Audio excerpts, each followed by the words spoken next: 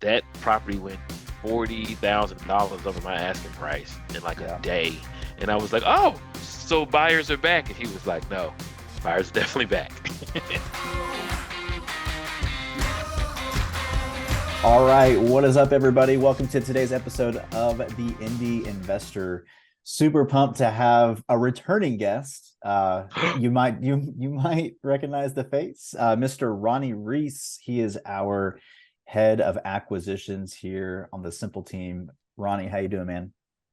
I am wonderful right now. It's a nice day outside. And Spring is here. spring is here and the sellers are springing. So That's awesome. That's that's great news. it's a good thing. It's a good thing. So I'm doing good. It's good news for our business too. It is, man. So yeah, I appreciate you being on again. I know every time you come on, you come with a lot of value, so I really appreciate that. I wanted to just a dive into what's been going on in our market, the Indianapolis market, around the wholesaler space. So kind of want to touch on a few different topics within that, but kind of just briefly, why don't you update everybody kind of what you've been seeing since the beginning of the year up to this point? I know there was a little bit of a slow start, then like there was one of those weeks where I feel like someone turned on the light switch and the activity Yep. ramped up. So why don't you just kind of explain what's been going on in your world since the beginning of the year? Then we'll kind of just go from there. Yeah, no, at the beginning of the year, it was dead. Y'all know that meme where there's like a stick figure and he's like pointing the can like, hey, do something. That's Yeah. like that's literally kind of what was happening. And a lot of deals were kind of just sitting there. Sellers were still stuck in this old mind frame of, hey, I can still get $1 million for my little piece of crap property. And then buyers were just also too kind of trying to figure out I don't know what to do. What are the interest rates? What is going on? And everyone's trying to kind of like adjust to, what is probably now more of sort of a normal market, you know what I'm saying, as opposed to being like a super hot buyer's market or super, extreme seller's market, kind of like it's been.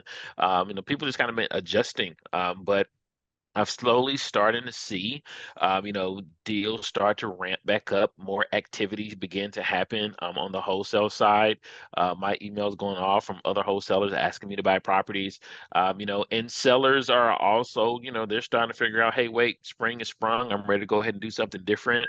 I'm tired of sitting on this property. Yeah. I made it through, the winter and COVID and whatever else. So let's go ahead and let's do something. So there's definitely been a lot of activity, and you know, I love talking about my deals, but I was a wholesaler I work with all the time. We bought a couple deals from him, but he had a property that was out, and I just went back and checked back on it. He was like, "Hey, man, that property went $40,000 over my asking price in like a Yeah. day," and I Yeah. was like, "Oh, so buyers are back?" And he was like, "No, buyers are definitely back."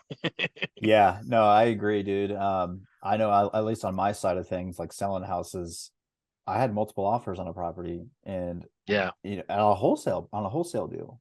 yeah, And if anyone is familiar with us, I mean, we take down these properties, so we get pretty aggressive on the pricing sometimes. And I'm like, yeah. okay, there's going to be one buyer that I know will buy this.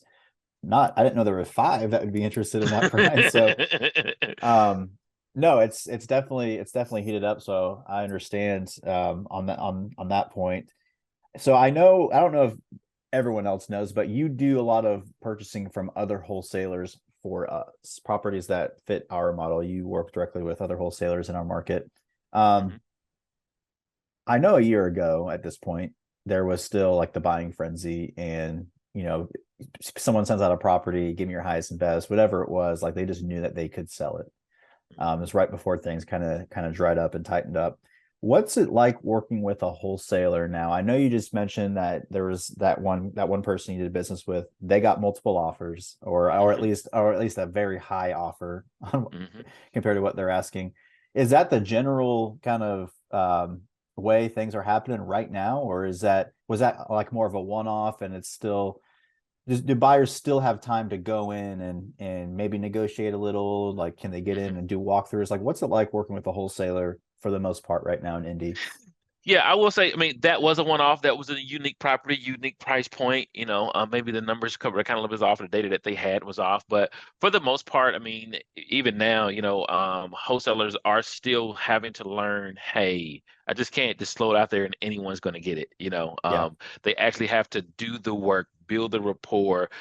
Buyers do have time to go in and take a look at properties and kind of problem solve and, see what's going on, to rerun their numbers and work. Everything isn't as urgent, in needing a 4-second split decision, I'm yeah, saying before, there isn't a lot of people just putting promotional information out there, but knowing that the property is already under contract. If you're when I see my email and from some people that do a lot of volume, a lot of business, I'm seeing the word price improvement and price reduction, kind of people are like, still what's that? happening. What is a price improvement? Or sometimes it happens. Hey, buyer found out this. This is happening. In a conversation I had with someone this morning, it was like, I said, where are offers, at with this property? And they were very honest. It was like not where I expected it to be. Yeah. So there is some challenges still that are going there. And prices have definitely still come down. Hmm. But there is still activity picking up. Yeah. No, that's some good news. What is I was going to ask something that we totally went the opposite direction, but It's okay. uh, what is like what are those conversations like? I know you said that you have time to come in and buyers are able to go in and do walkthroughs on wholesale properties now. Um, as far as negotiations go, I mean, what would you? And I'm not encouraging people to make lowball offers, but are you saying there's a chance that could be done? That's why I was kind of working around that question because I didn't want to Yeah. What I would say is the door is still open for you to be conservative. okay, okay. There's there's That's the there's best. there's the right advice we're looking for. Yeah. Yeah, there's the right advice. Yeah, just I mean, the door is open for you to be conservative, because I mean, as buyers, here's the thing. For the last 18 months, whatever it is before this, I mean, we were kind of just being pulled and had our chains jerked around, Yeah. because it was scarce. It was a scarcity mindset. It was like it was just so much hoopla going Yeah. on, you know what I'm saying? And it was a pressure to perform and, everybody's fighting. Hmm. But, now people, take a chill pill, take a stroll. It's okay, I'm saying, to make a deal, to pass on a property. When you look at, MLS data, there are a lot more properties that are available, for you to kind of take a look at. So there still might be some opportunities there. I mean, I know people that are still buying things greatly reduced that are on the MLS, so Yeah. you have your opportunity to find a property that works for you. Again, know what your buy box is, know exactly what you're looking for, and hammer down in that. It's okay, what I'm saying, to wait. If there's something that you're kind of off on, it's okay to pass on it because MLS data will tell you, there are other opportunities. There's more opportunities there for you to be able to get something that fits for your buy box and what you want to do with the property. Yeah. What's your opinion on looking at the outside markets of Indianapolis and this market? I mean, I know it's been tough to buy because sellers don't want to sell for the low number. They think they kind of behind on the update of the market. They Hmm. think it's still 2021 prices. Um, so you can either play the waiting game or you can go out to those smaller markets outside of Indy. What's your take on that? Yep. I still like the those secondary markets, but you have to remember with secondary markets, you have to have a specific strategy for that. Because secondary markets, what are you looking for? So, and this is the Indy Investor Pod. So we're talking about things in Indiana. So in areas like a Muncie or an Anderson, a Newcastle, a Richmond. Yeah. These are areas where, for the most part, where you're going to put money in, you're going to buy, you're going to hold, you're going to nurture because you understand that the appreciation necessarily isn't going to be there. Mhm. But places like not Fort Wayne, but more so Terre Haute. You know, Terre Haute, that's a little different thing going on there. You know, Yeah. saying you got some buy and hold, but you can definitely do some flip things there because there's other activity that's international now that is now coming into Terre Haute, you know, and so more money and resources are going there and things of that nature. So it's about what you want to do and where you want to be. You know, for Yeah. me, I like Section 8. I like slow money. I like being able to still buy properties at 15 to $25,000, throw three to $7,000 in there, get Section 8 tenant for, you know what I'm saying, $800 a month, and we just kind of rinse and repeat and keep going. But, you know, that doesn't work for everyone because, you know, whatever your screening process is or how you want to handle it, if you're self-managing or you're going to have a property manager, you know, there's a lot of different factors that kind of go into that, you know, because I know some people that said, hey, when you get, you know, CD neighborhood areas and when you're thinking about, you know, these secondary markets, it's a lot of what that is, just a big CD area, Right. you know. Yeah. So you want to kind of, you know, you kind of got to be aware of that, what you get yourself into, and plan and hedge for those things. But there's still good opportunities there, just depend on how you want to operate. Yeah, I just think it just comes down to just not being don't get too anxious about it. I mean, if you Correct. you know, like you said, you said it perfect, like stick to your plan and do it flawlessly. Like just don't Mhm. try to deviate from that. But if you are going to go out of those outside markets, I mean, my opinion on it is have an outside team. I mean, Yep.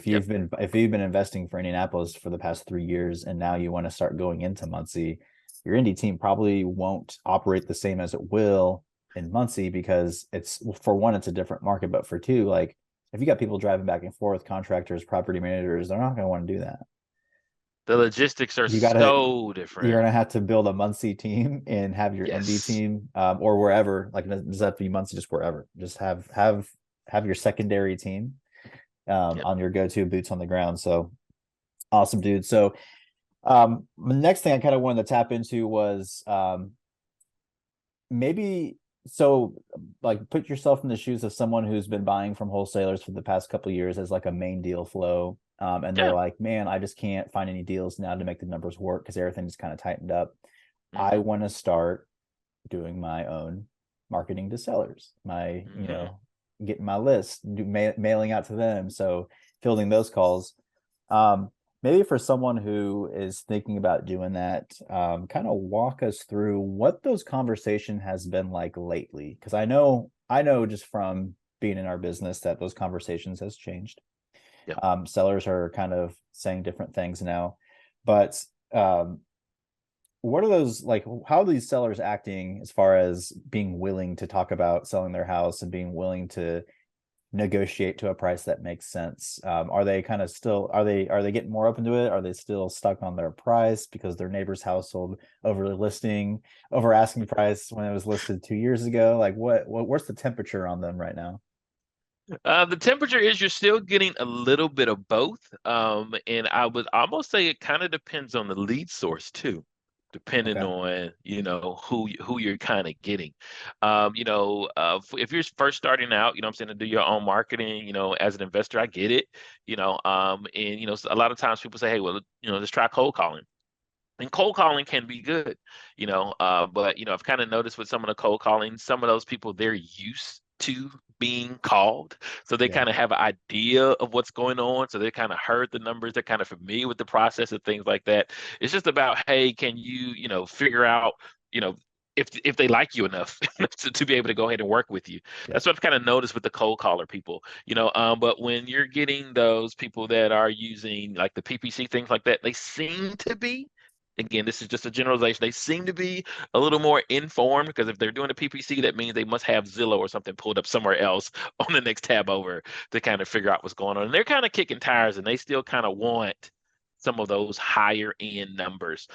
You know, so it just really kind of depends. But you're still getting a little bit of both. But I still feel like there's a lot of opportunity still there because guess what? Pain is still a real thing. Life circumstances are still a real thing.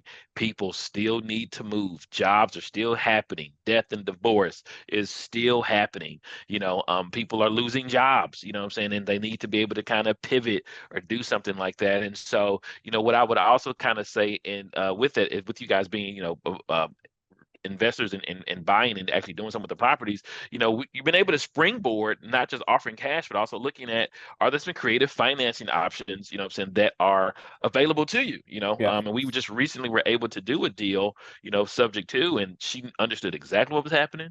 She knew exactly that we were going to actually, and I was actually kind of nervous about this because it's been a while since I've done a creative deal, to be honest with you. You didn't But I have was like, to, hey, right? right, you know what I'm saying? Like we didn't have to, everything was easy. But now I'm talking to him like, hey, do you understand that, we're going to keep this loan in place for the entire life of the loan? And she said, yes, I definitely understand why you're doing that. I understand you're going to keep this as a buy and hold.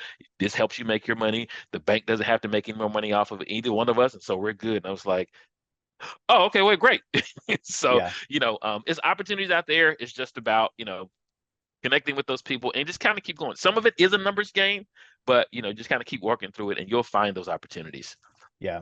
No, I think yeah, that's great advice. And I think the what I got from that was treat the people like people. And Yeah. if you're gonna talk to them, especially if they've been getting calls from other people, treat them like a person. We say this all the time. Yeah. Treat them like a person and not a number. Yeah. If you treat them, if you talk to them like a human being and you're more interested in what they need out of the sale of their home versus what they want for the home, Yeah. you're going to be able to understand where they are at in their head, you know, and where they need to go. And that will allow you to create an offer that makes sense to them rather than just saying, hey, your neighbor's household for this, so I can offer you this. You know? Yeah, I'm gonna dig. I'm gonna dig in that real quick. This is a real, true life example. It happened. This conversation happened today of the recording. The exact same situation. It's a house in a flip area, and the seller was like, "Hey, look, well, I want, $100,000 for my property. I'm getting offered that $100,000 property, but it was the conditions. There are tenants in there, they're he's not really sure if they're going to be able to move. Everyone, wants to kick like kick those tenants out. And he's having problems with trying to understand that. And then as we started to talk and connect, I was like, I said, you're not really a bad person. You don't want to do that, do you? And he was like, no, I don't. I don't want to do that. Yeah. And so we were able to talk with him and say, it's like, I said, I don't want to do it either. I said, but given the circumstances, this price does not make sense. There's a lot of risk involved, and we were able to kind of meet in the middle. And then I said, hey, I'll be willing to take on more of this work, but it's going to come at a reduced price. Just being Yeah. able to, again, level with them, understand what's going on. So we're going to be able to move forward, but again, it just treating him like a person. The tenants that are in the property, they're people, their lives. And when you begin to understand that and connect that with them, the sellers are then also becoming be able to be a lot more flexible too, because it's not as cutthroat, Yeah. Yeah. and anything like that. Yeah, it's not about just getting their number now, right?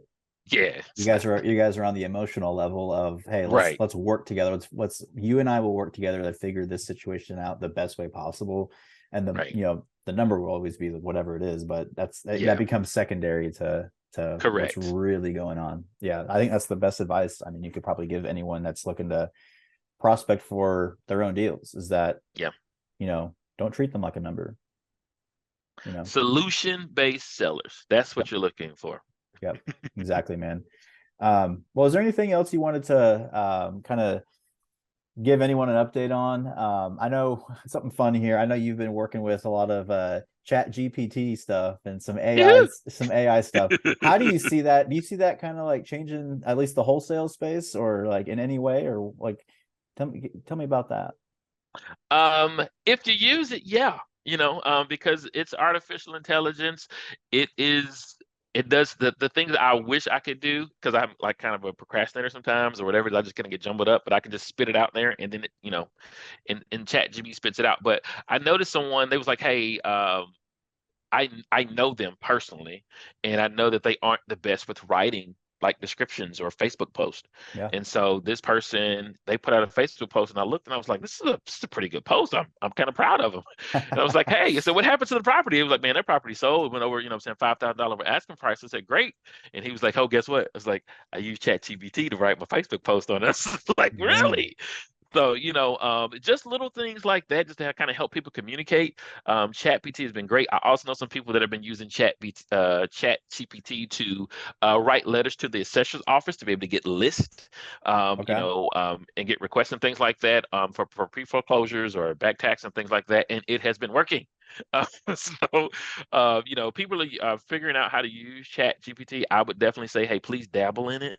Catch Okay. up with the kids because I'm an older person now. So, catch up with the kids and see what they're doing, to use these tools in order to help you in your business for sure. Yeah, no, that's awesome. I know we use it. We try to use it every day now for in some way, shape, or form just to test it out. But no, I definitely think it's at least in the real estate space, it's going to be a big game changer. So, Oh yeah. um, well, Ronnie, I really appreciate you being on. Like again, you brought all the value, and I think anyone listening to this, working with wholesalers, working with sellers, I think they're going to be able to get a lot of nuggets out of this and help them along their way. Um, how's the best way someone can reach you? Oh, first of all, hold on, I apologize. You're up to a special project. I wanted to at least give you a couple minutes to kind of go over that, about kind of mentoring some wholesalers in the Indianapolis or virtual space. Just take a couple minutes to kind of run through that. Yeah, so guys, here in Indianapolis, we have been doing our Wholesaling Made Simple Meetup. We've been doing it for years. That's how I actually found out about the company, got on with the team. And we did that, every month, January through October. And I love doing that. I love the type of space, love the networking space, but it was important for me for not just inspire people to be able to learn how to wholesale and things like that and leave the meetup saying, oh, I got so much enthusiasm, but then not be able to follow up with that. And so what we wanted to be able to do is really try to really change some lives. So we're looking for 6 people, and as the time of this recording, will already be in in session one. But we'll be doing 9 week a mentoring course. It will be of no charge to you. Um, and so when we get ready to launch it again, probably the second part, maybe July, August, or something like that, it'll be 9 weeks. It's going to be intensive. It's going to be some 30-minute calls, with some coaching, weekly catch-ups and things like that in order to help you convert deals here in Indianapolis. That's what we're here about. I want to make sure that you're able to have this tool change your life. Wholesaling changed my life, and I want to make sure that I'm able to see tangible receipts from people that also are interested in wholesaling, and watch it change their lives too. So, it's not my guarantee, but it is my goal in that 9 week period that you close at least 2 deals, and you see that. So, and we're going to be the buyer for that. But, if we don't like the deal, but we still think it's a deal, we just want first right of refusal. So we're not hoarding you or trying to hold everything like that. We want to push people forward. But, that's what we're looking for. And that's what we're excited to announce.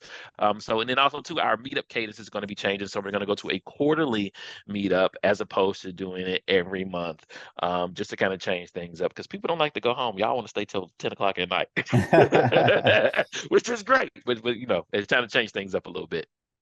Awesome, man. Great opportunity. Yeah, definitely reach out to Ronnie about that. Ronnie at simplequarters.com is how you could reach him. If anyone has any questions about buying in Indianapolis or any deals that we have at the current moment, Randy at simplewholesaling.com is how you could reach me. That is all today. Ronnie, I really appreciate it. And we'll go ahead and wrap this up. Thanks for Thanks, Randy watching. Graham. Yep. Thanks, guys. Hit me up.